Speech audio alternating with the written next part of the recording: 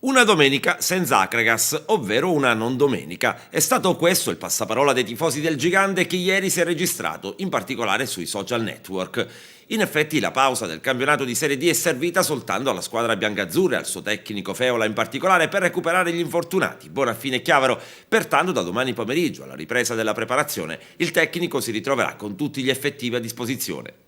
Comincia bene quindi la settimana che porterà i biancazzurri domenica prossima a giocare sul terreno del comprensorio Montalto Fugo, squadra che naviga nei bassi fondi della classifica.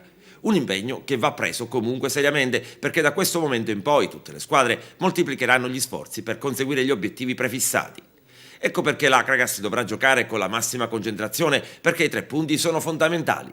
Il calendario nelle prossime settimane è favorevole ai biancazzurri che hanno la possibilità di fare un filotto di vittorie. L'Akragas dopo il comprensorio sarà di scena a Battipaglia. La bella notizia della domenica è arrivata dalla pallacanestro con la Fortitudo che è tornata a Corsara, vincendo a Napoli una sfida importante ai fini della corsa playoff. Non è stata una gran gara, considerato che il Napoli ha dei problemi economici molto seri, la squadra non si è allenata per tutta la settimana, gli americani hanno timbrato visita. Ne è nata quindi una sfida dai contenuti tecnici appena sufficienti, con il risultato finale di 69-61.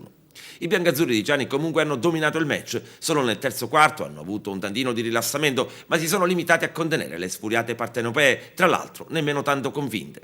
La vittoria rilancia la formazione agrigentina in ambito playoff, anche perché domenica al Palamongada arriva il fanalino di Codaveroli, un'altra opportunità per l'accelerata finale.